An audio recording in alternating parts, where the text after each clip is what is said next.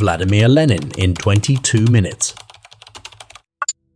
Vladimir Lenin was born on April 22, 1870, or April 10 according to the old-style Julian calendar, in the city of Simbirsk, over 700 kilometers east of Moscow. His father, Ilya Nikolaevich Ulyanov, was born into a serf family in Russia in 1831.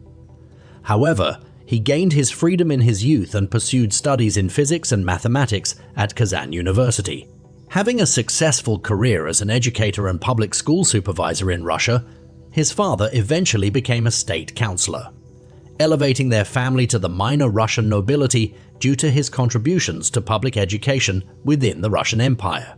Vladimir's mother, Maria Alexandrovna Blank, came from a diverse heritage of German, Swedish, Russian, and Jewish origins. It is uncertain whether Vladimir was aware of his mother's Jewish ancestry. He grew up in a comfortable environment, residing in a well-appointed home in Simbirsk and spending holidays at a manor in Kokushkino in the countryside. Even during his teenage years, he displayed remarkable intellect, excelling at school and becoming skilled in chess. However, his idyllic upper-middle-class life was disrupted when his father passed away prematurely from a brain hemorrhage when Vladimir was only 15 years old. This event had a profound impact on him, fueling his growing reactionary and rebellious tendencies. The situation worsened the following year when his older brother Alexander was implicated in a conspiracy to assassinate the ruler of the Russian Empire, Alexander III. Alexander, along with others, was executed shortly afterward, forever changing the course of Vladimir's life and pushing him towards extremist politics. Vladimir Lenin's political journey must be understood within the broader context of Russia in the late 19th century. The country had been making efforts to modernize and reform since the time of Peter the Great, but it still lagged behind European nations in many aspects. Serfdom persisted, tying commoners to the land and their lords, while the economy remained predominantly agrarian. The Orthodox Church held significant influence, and the country was governed by Tsars and the nobility, leading to a stark contrast with the progressive developments in nations like the United States, Britain, and France. During Vladimir's formative years, Russia experienced political turmoil and discontent. His birth coincided with the reign of Alexander II, a liberal reformer who initiated significant changes such as the abolition of serfdom. However, an assassination attempt tempered his reforms, and his son, Alexander III, succeeded him, opposing further liberalization. This period was marked by intellectual discussions and the emergence of various political theories in Russia. Writers like Fyodor Dostoevsky, Pyotr Kropotkin, and Mikhail Bakunin questioned Russian society and explored ideas of anarchism, nihilism, and communism. Amidst this volatile environment, Vladimir entered Kazan University in 1887. His involvement in a protest against government crackdown on student societies perceived as centers of political dissent resulted in his arrest and expulsion. However, this experience ignited his political radicalization. In the following months, Vladimir voraciously read works by political writers such as Karl Marx and Friedrich Engels. Their ideas resonated with him, particularly as industrialization advanced in Russian cities. While his political views were still evolving, he leaned towards radicalism.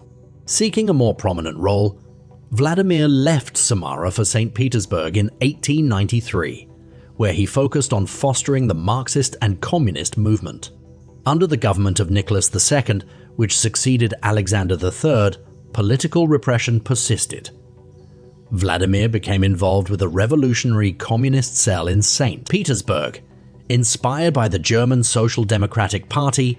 By 1894, he had drawn the attention of the secret police and emerged as a prominent Marxist figure. His political beliefs grew even more radical, and his relationship with Nadzefta Krupskaya, who shared his Marxist views, further fueled his ideology. Engaging in underground publishing and organizing, Vladimir and Nadezhda were arrested in 1895, just as they were about to publish a communist newspaper. He endured a year of detention without legal representation before receiving a sentence. During his time in jail, Vladimir began working on his book The Development of Capitalism in Russia. In late 1896, he was sentenced to 3 years of exile in Siberia. Nadia joined him, and they married, although they were unable to have children. Despite the hardships, Vladimir continued writing and published his book under the pseudonym Vladimir Ilyanov in 1899. His exile ended in early 1900, but he was prohibited from returning to St. Petersburg. Settling briefly in Inkovo, he began publishing a revolutionary newspaper called Iskra. Realizing that his activities on Russian soil could lead to rearrest and harsher punishment, Vladimir left for Switzerland in 1900, connecting with revolutionary groups before relocating to Munich. Nadia joined him in 1901. During this time, Vladimir began writing under the name Lenin, which would become synonymous with his identity.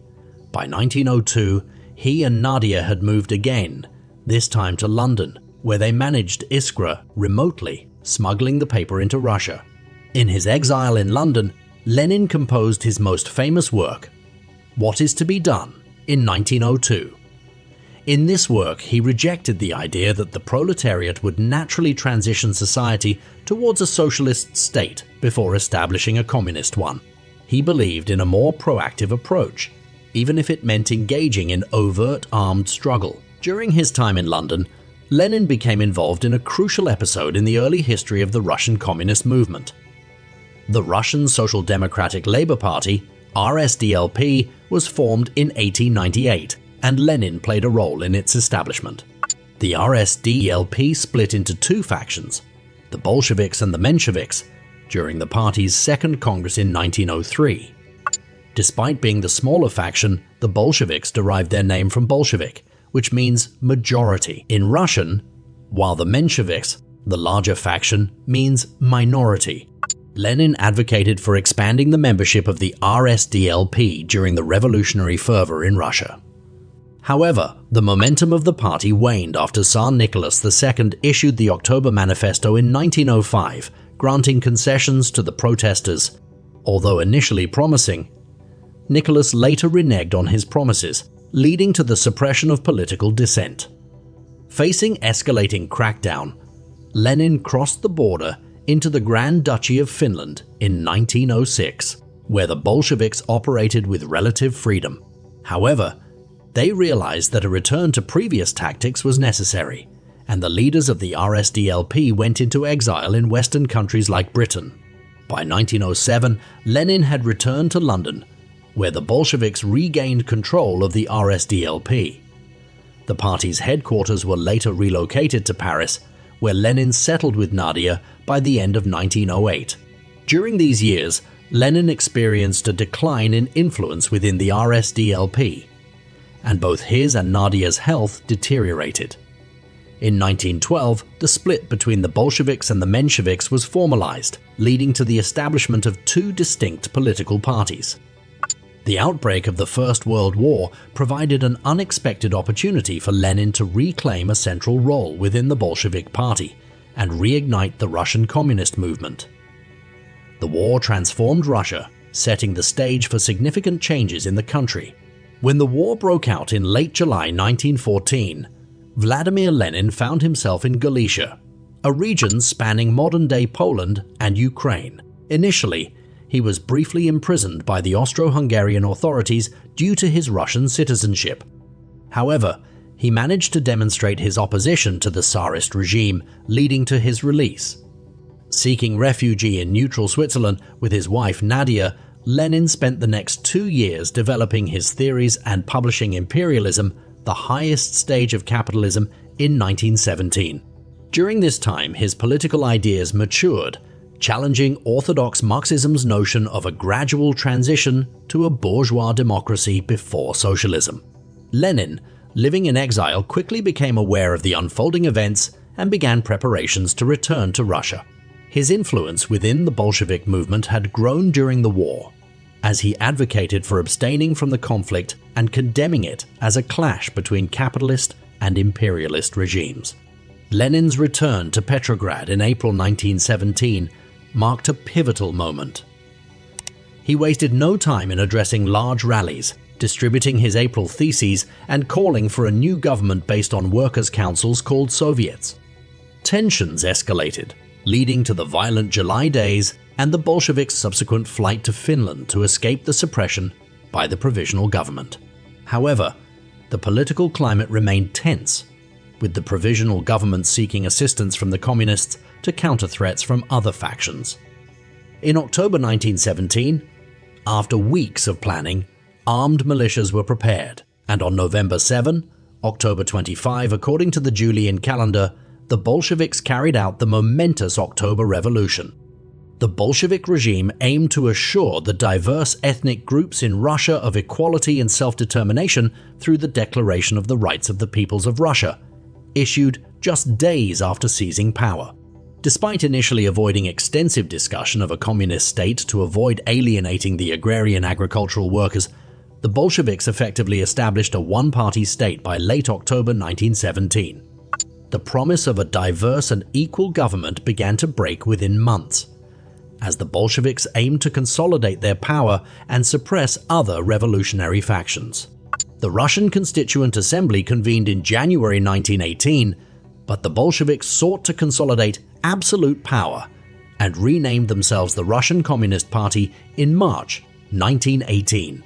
In the months that followed, power shifted towards the workers' councils or Soviets in cities like Petrograd and Moscow. Meanwhile, the political bureau of the Russian Communist Party monopolized centralized power. Under the party's influence, the expulsion of Mensheviks and members of other socialist and revolutionary groups from the Soviets and other political bodies began. By the end of 1918, the Russian Communist Party had effectively established a one-party state under its control. During this transformative period, Vladimir Lenin emerged as the leader of the new communist state. He chaired Sovnarkom, the Council of People's Commissars, which governed the workers' councils throughout Russia on behalf of the Russian Communist Party. Sovnarkom would later become one of the main executive branches of the evolving Soviet Union. As the most powerful figure within the new regime, Lenin relocated to the Kremlin in Moscow, the historic center of government. However, this came at a cost, as the political environment remained highly unstable. 3 serious assassination attempts were made on his life in 1918, alone. The third attempt resulted in him being shot twice and severely wounded. In tandem with the government's reorganization to establish a country governed by the political bureau, Sovnarkom, and the Soviets, the Communist Party implemented significant economic reforms in line with Marxist ideology. Shortly after the October Revolution, the new government issued a decree on land, confiscating all land previously owned by the Russian nobility and the Orthodox Church. The land was to be redistributed among the peasantry. Debates ensued regarding agricultural policies, with Lenin favoring the establishment of large collective farms under state control. Major industries and factories in urban areas were nationalized, bringing them under state ownership and control. Labor laws underwent reforms, including limiting the working day to 8 hours. These reforms aimed to address workers' rights and improve living conditions. Simultaneously, the new communist state aimed to address the lack of comprehensive education in Russia by providing free education to all citizens, along with efforts to combat widespread illiteracy. Banking, transportation, trade, and communication sectors gradually came under state ownership. The old legal system inherited from the Tsarist regime was swiftly replaced by a new system presided over by people's courts. These courts differed from common law courts in Europe and included assessors who worked alongside the judge in making decisions. While implementing economic and social reforms, the new government had to contend with the ongoing war. Russia's war efforts on the Eastern Front had been disastrous in 1917, leading to significant German advances. Recognizing the need to end Russian involvement in the war, Lenin's government initiated negotiations with Germany. On March 3, 1918, Russia signed the Treaty of Brest-Litovsk with the Central Powers, effectively relinquishing control over territories in the Baltic states, Poland, and Ukraine. The treaty resulted in territorial losses and punitive terms for Russia. As the civil war erupted within Russia, Lenin's government faced opposition from various counter-revolutionary forces known as the White Army. These forces included segments of the old Russian aristocracy, the Orthodox Church, dissenting factions within the military, and centrists and leftists opposed to the revolution. Foreign powers, particularly Britain, France, the United States, and Japan, supported the White Army, aiming to prevent the new communist state from gaining control. They provided resources to the White Army and supported Poland's war against Russia. The Civil War posed significant challenges for Lenin's government, and it seemed at times that the new regime might not survive. To maintain control over Soviet territory, state terror was employed, including the establishment of the Cheka, a powerful secret police service tasked with identifying and eliminating counter-revolutionaries and enemies of the state. The Red Terror, characterized by mass arrests, executions, and the exile of perceived enemies to labor camps, was one aspect of the brutal policies adopted by the emerging Soviet state during the Civil War. Blocking units, deployed by Leon Trotsky, were used to prevent soldiers from retreating. Despite distancing himself from these harsh measures, Lenin acknowledged his role as the head of the Soviet state during a time when severe actions were employed to establish a security state. These measures shaped Soviet Russia for decades to come.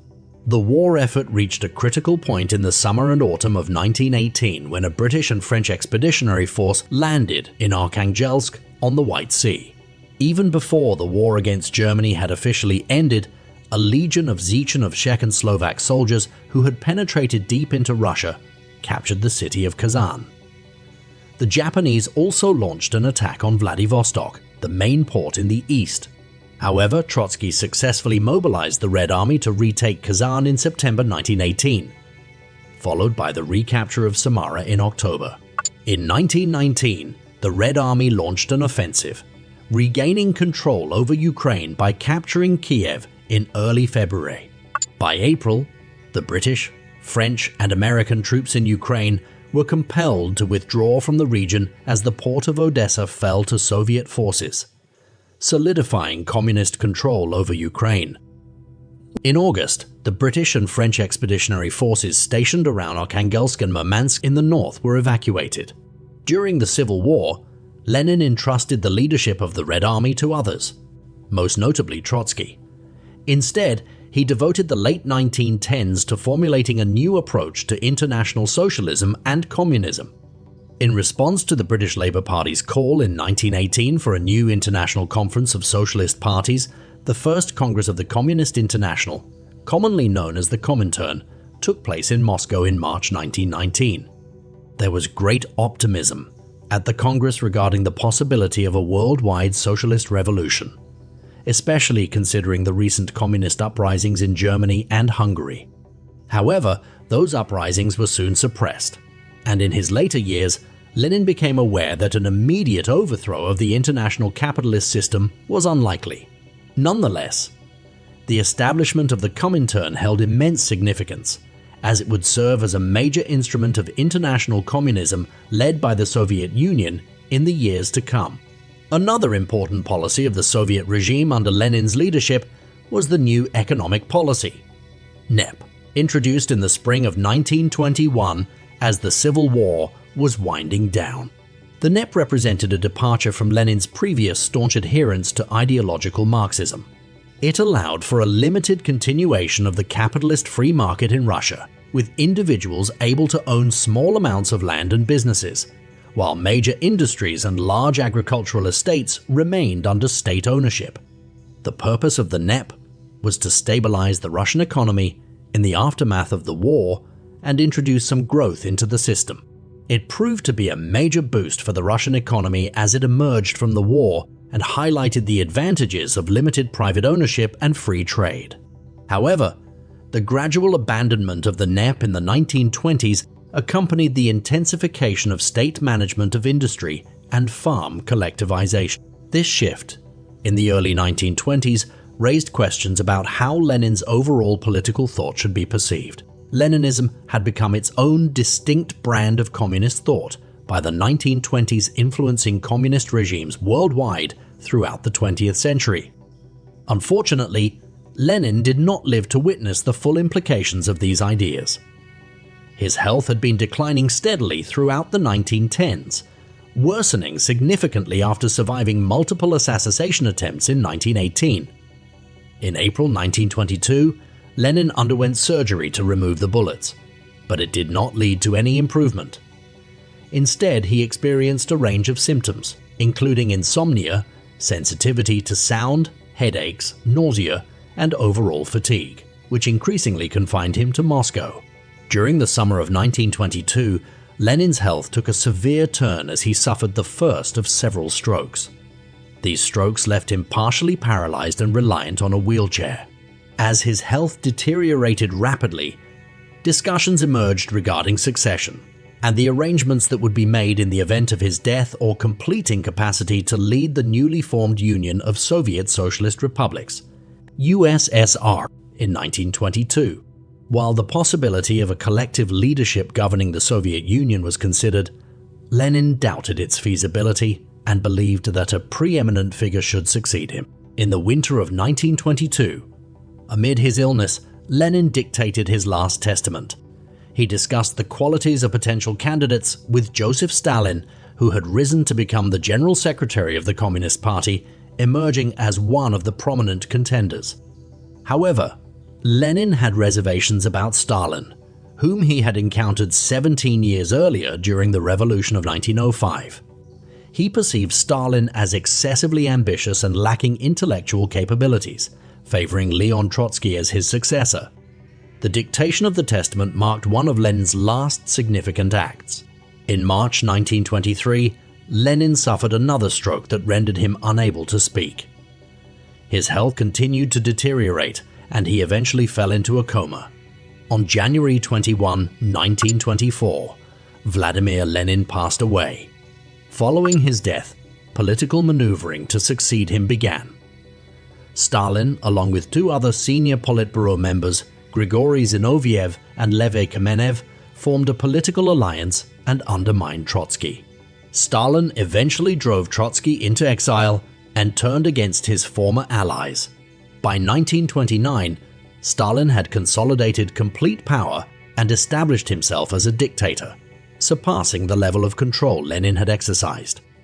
Over the next 25 years, Stalin ruled the Soviet Union in a totalitarian manner, causing the deaths of millions in his pursuit of absolute power. Vladimir Ilyich Ulyanov, known as Lenin, was one of the most influential figures of the 20th century. He hailed from an upper-middle-class background, but strongly reacted against it due, in part, to the execution of his brother by the autocratic Tsarist regime in the late 1880s. Over the following years, Lenin emerged as the leading intellectual figure within the Bolshevik movement, developing theories on communism in Russia that expanded beyond Marx's ideas. It is important to note that while Lenin was not Joseph Stalin, the state he played a significant role in creating during the late 1910s and early 1920s laid the groundwork for Stalin's ascent to power.